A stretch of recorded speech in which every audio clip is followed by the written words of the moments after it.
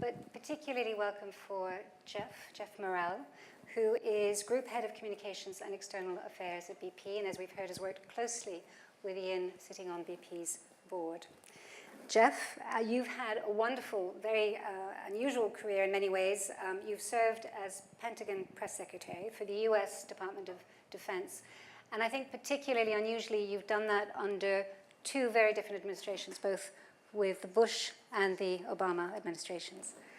So I know you'll have lots of stories on that, I'm sure, no doubt. But prior to that, Geoff, you also had 15 years as a television news presenter, covering the White House for 7 years at ABC News as well. So delighted to welcome Geoff. Ladies and gentlemen, please, round of applause for Geoff.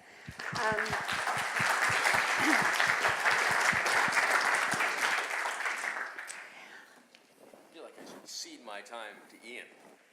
I was just getting into taking notes, but how lucky am I to work with Ian as a board member? That's the kind of wisdom that we have to call upon, and we're very fortunate for it. And the thing I regret just now is before we came on stage is Geoff looked at Ian and said, "Oh, you and I should have done the Q&A." Would have saved me a lot of questions. Well, Ian used to chair. One of his responsibilities, which had to be the worst duty, but interesting nonetheless, was he was the chairman of the Gulf of Mexico Committee, which was an ad hoc committee formed after the spill. And how many times did you meet? 400 odd times or something?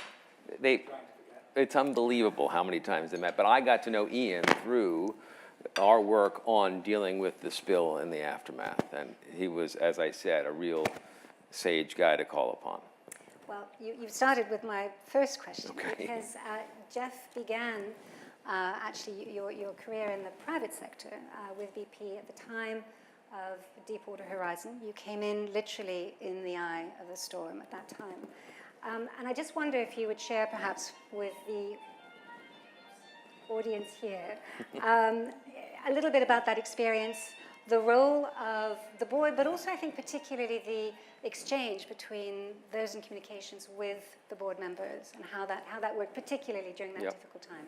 Well, the irony was, I actually didn't come in the eye of the storm. During the eye of the storm, I actually was at DOD still, trying to keep the U.S. military out of this mess that was the spill, because as you recall, when things were particularly desperate, there were all sorts of crazy ideas about perhaps detonating a small nuclear device at the wellhead, that may be a brilliant idea to stop the flow of oil. And at that time, we were fighting, obviously, a war in Iraq and a war in Afghanistan, and we were trying to stay out of a war in Iran. And my boss sent me down to the Pentagon briefing room and says, "This talk has gotten out of control. You need to get down there and sort of straighten out the cable news channels about we don't have the expertise in the military to respond to this. We're happy to support, but we don't have the expertise." 18 months later, I am sort of in the eye of the storm, the reputation rehabilitation storm, sort of helping BP get out of that mess running U.S. communications. And one of my first responsibilities was really to go to the Gulf of Mexico Committee and sort of offer up a plan for how we rebuild the reputation in the U.S. And it came at a time where BP was sort of omnipresent on television for, 6 months at least, from April of 2010 through September. And at that point, the board made the decision, we need to actually sort of go underground for a while. We've just been too visible for too long. We need to let the story move on. I came in, as I said, 18 months later. And by that point, our reputation had not improved. The world had moved on, but frozen in their memory was sort of the spewing wellhead and BP, this awful polluter. And yet, in truth, BP had done a ton over that 18 months to make things right, to honor the commitments we made to the American people, which were to restore the Gulf economy and the environment, and to get safer as a company. And yet the news media was no longer covering any of the progress we were making there. So we had to, in my estimation, get out there and tell our story ourselves. The board's preference, some in management's preference was, well, why don't we have third parties do it for us? Well, yes, we'd all love third parties to defend us, but no third party is going to defend you until you're willing to stick your neck out and defend yourself. So my proposition was, we need to get out there and tell our story again. But because the news media had really moved on, what that meant for us is we really needed to go out there and advertise again. So that meant considerable cost, it meant high visibility, but we had to do it in a way that was it was a progress report on the commitments we made. And the whole narrative arc that we planned was about how we'd honor the commitments to restore the Gulf, then we were going to turn to safety, and then we were going to turn to more self-serving messages about our economic contribution to America. So we started off on that. It was going pretty well, and we turned to safety just at about the time we were going on trial in America. And the lawyers, who I was already giving a heart attack to, as Ian will recall, said, okay, that's where we draw the line. We can't be out there messaging on safety when safety is the crux of the trial before the US government. And so we said, okay, we're going to skip ahead to economic impact. And long story, but to make one key point, which was all the research showed in retrospect that skipping from 1 to 3, bypassing safety, was a real mistake. Our numbers didn't move at all. And it was because there was this, what one of our consultants said to us, there was a ketchup stain that still remained on our shirt. So as much as I wanted to look at you in the eye and hear what you have to tell me, I cannot get over the ketchup stain that is your safety story that's on your shirt.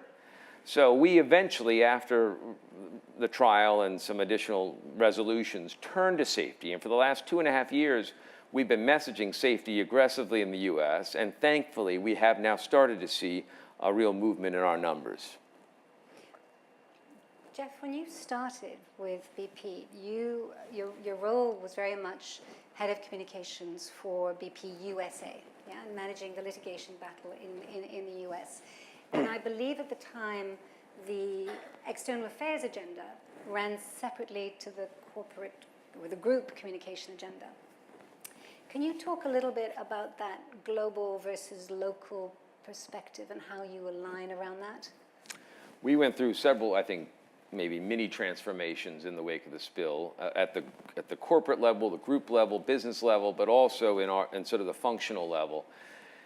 And that we, I think, as a result of the spill, we came to realize that communications couldn't be a silo unto itself and have government relations. We were organized in the US with communications as one silo, government relations at the federal and state and local level, at the federal and international level as another silo, and then state and local as a third silo.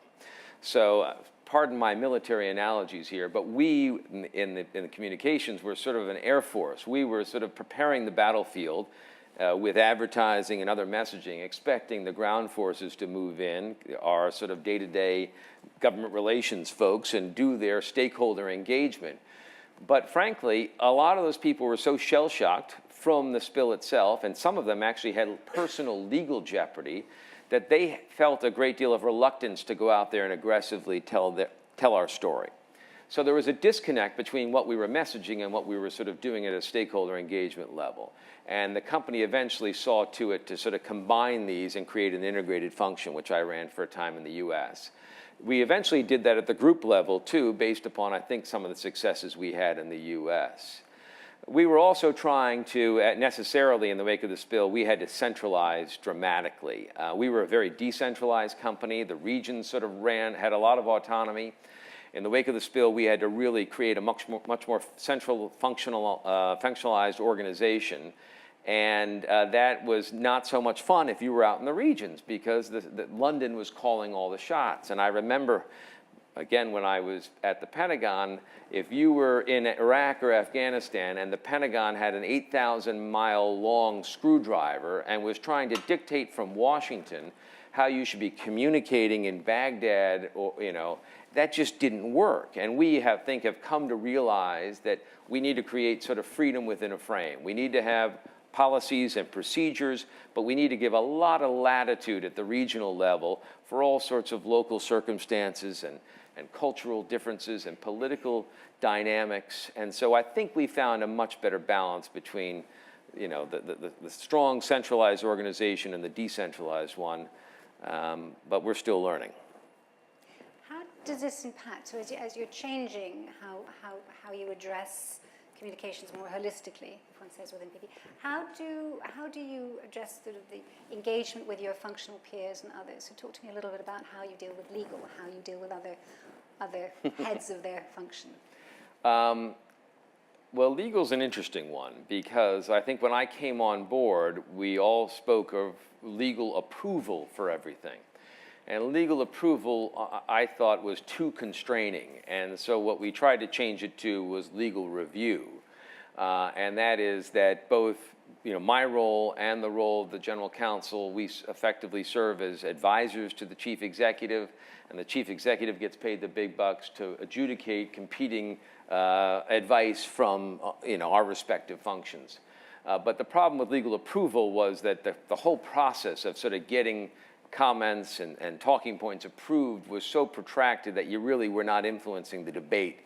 And so we needed to streamline that. Ultimately, what we did was we created something called Litigation Communications, which was an organization comprised of lawyers and communicators, and they working together really created an art form, if you will, which allowed us to communicate to important stakeholders throughout years of protracted litigation, so that we weren't silent, and yet we weren't greatly increasing our liability risk. And so that's, it's just really a give and take. It requires coming to an accommodation. Legal's been great about it. We've had to make some concessions. They've had to make some. But ultimately, you find the right balance to serve the corporation's needs.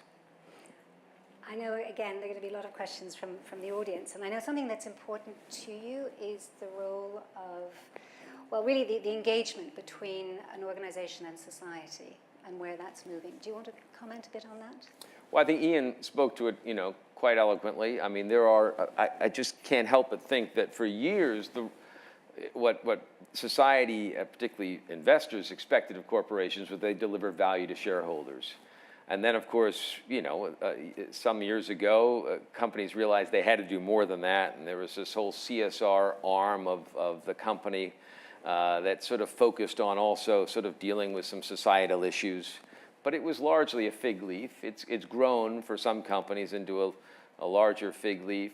Some companies have really integrated. For us, we no longer have any sort of CSR function. It is sort of integrated into sort of everything we do. So we don't really recognize that term. But I think now the expectations on corporations are not just for us to deliver value to shareholders and continue to fuel the global economy, but we have to be responsive to society's demands. And that's for us everything from low carbon to remuneration to gender pay equity, diversity, you name it. We're having to sort of wrestle with these things and be more things to more people. So it's more and more demanding. I am struck how it's even more so here in the UK than the US. But even in the US, where you're really seeing it is with the tech companies we talked about. I'll never forget, shortly after Trump was elected, I was back in DC. I was meeting with some friends of mine who actually have equivalent jobs at Facebook and Amazon and other companies. And we were in a social setting, and they were all on their phone. This is about the time when Trump had enacted the travel ban. And they're all talking back to their headquarters about how are we going to respond. I'm like, why are you getting involved in this? We've survived 100 years by generally staying out of politics as a day-to-day affair.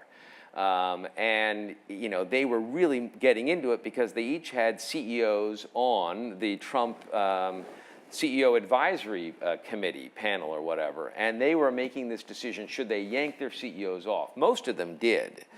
But this has become even more so. You saw the big Google walkout a couple of weeks ago in response to some of their lack of responsiveness to some Me Too issues within the company. I was struck being back in DC again recently during the Kavanaugh hearings when a good friend of mine chose to sit behind Brett Kavanaugh, a mutual friend of ours, as a sign of support for him, but he also holds a very senior role at Facebook. And it caused a firestorm within the company. And as they've explained it to me, it's not just that they need to fight for the same millennial talent, so they need to be responsive to these people for their own self-interest to retain and attract talent. But they feel as though they are increasingly powerful voices in these companies.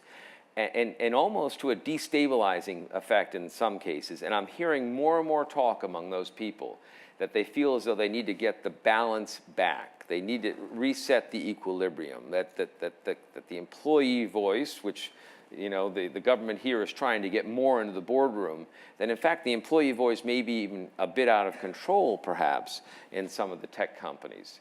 So there's an internal wrestling match, I think, in some of the tech companies about what's the right level of responsiveness to employee voice on a lot of the social issues. You're touching on such an interesting area, and I think you've got a particularly interesting perspective, having been in the US for so long, having come from a television background and so on. In this day of fake news, misinformation, disinformation, random information coming through from all sorts of different areas, how do you, as an organization that deals with very complex, very long-term issues, how do you achieve the understanding that's necessary in the world today, given this changing media environment? Well, I mean, working in an era where it seems as though you're living through the death of reason and the devaluation of facts, I still think you've got to sort of rely on facts and reason. Now, you need to inject more humanity and more emotion into how you communicate just for it to sort of make a connection. But gosh, if we get away from facts and reason, we're all doomed. So I believe from the outset of making the BP case in America post-spill that it was all going to be facts. We had to build the case based upon facts. How much money we'd spent, how many man-hours we'd worked, how much economic rebound there had been, what the science was telling us about the rehabilitation of the Gulf. We had to major in that, but we had to tell that story in as human a way as possible. We used primarily employee spokespeople, and we needed to find real stories to bring the progress to life. But I still believe at the end of the day that we need to rely on facts and reason and logic, but inject as much humanity and personality into it that a company is comfortable doing. Geoff, thank you. Thank you for your words and your introduction. And now delighted to open to those of you who may have questions.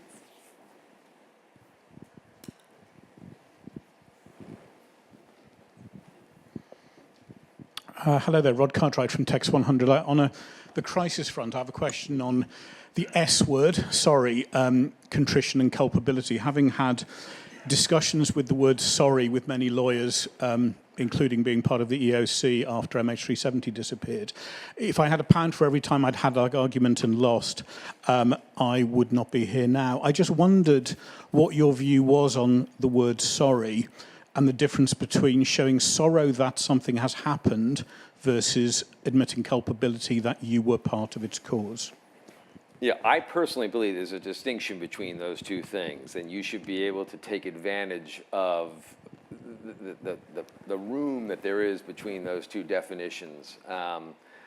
Because I think, if you try to dodge the word too much, that becomes the story. When the human reaction to an unfortunate episode is to sort of express sorrow for those that have been impacted by it, we'll adjudicate the reasons, the causes, the culprits over time, but we can all feel for those adversely impacted by it. So I think there's room there to express it on behalf of a corporation. Although I think it results in, yes, an internal tug of war over, are you increasing your liability risk by taking that very human step? I think towards the second row here. Thanks. Hi, Geoff. I'm Judith Everett from the Crown Estate, and I'd like to take you into the internal world in BP and understand what you do from a communications perspective to make sure that staff across the many countries you work in are really engaged with what's going on, what the company's priorities are, and how you also use that to position the company to new recruits and bring new talent into the business. So curious about your team's role in that, working with the HR teams. Well, building off, thank you, great question. Building off what I had sort of alluded to earlier about trying to get this balance between the center and the regions, There are certainly messages that have to come from the center that are relevant to the regions. I wouldn't presume to sort of tell, as I said, Baku or Luanda, how they should deal with a local political issue, although I may help them make sure that they've got, that their plan is the right one and that they have the resourcing they need, and that, can we help in any way? But when it comes to things like group reputation campaigns, which, for us, we are very focused, particularly post-spill, and, we spent $66 billion, $67 billion sort of making amends for the spill. So after having done that, we really, need to be able to communicate to our investors that we're a real viable business here and that we've rebounded and that we're flourishing actually 8 years later. So we have certain performance messages that we very much want to sort of get out around the world. We also have certain policy advocacy campaigns that are trans-regional that we want the different regions of the world to sort of partake in. Now, how do we do that? Well, we have lots of channels to do it through. What's been amazingly effective for our upstream business, interestingly, has been Yammer, sort of an internal social media platform that the head of that business has embraced in a very real way, talking, using it every day, not in a stilted manner, expressing, very personal opinions on lots of issues, including mental health, and revealing that this gentleman's father had tried to commit, he's interested in mental health issues these days, and in trying to promote it as something that he wants the workforce to talk more openly about, had acknowledged that his father had attempted suicide when he was growing up. It had a powerful impact on his workforce. It started a much bigger conversation on Yammer. So that's been one effective channel. I've just introduced a new product, which we're just in its nascent stage, but will hopefully be shared as an employee-wide communications tool, there's a new American media outlet called Axios. I don't know, have any of you heard of this? I see a few heads nodding. The guys who started Politico, have you ever heard of Politico? Okay, the guys who started Politico 10 years ago broke off and started this new thing called Axios. And it's sort of Politico on speed, if you will, in that it's even shorter, tighter bursts of information, what they call smart brevity. It's really, really tight storytelling. And so I am a voracious consumer of their news products, and I thought there was applicability in a corporate setting. So they happen to be good friends of mine, but we've teamed up on a pilot basis to create sort of a morning newsletter, Axios style, for BP. And we introduced it, in October to the executive team. We introduced it in November to the top 100 leaders in the corporation. We'll introduce it in January to the top 400, and then we'll see if it's actually appropriate for all employees. But the response has been tremendous. It's the top 10 items of the day distilled down to their essence, why it matters to BP, and what the BP line is on it. And you can read it in 5 minutes, basically skim it. And the feedback has been, this just simplifies my day. I can start the day smarter, more fluent. I understand what my colleagues are up to. And it'll be a great tool for communicating all sorts of messages internally. One last question. Katrina.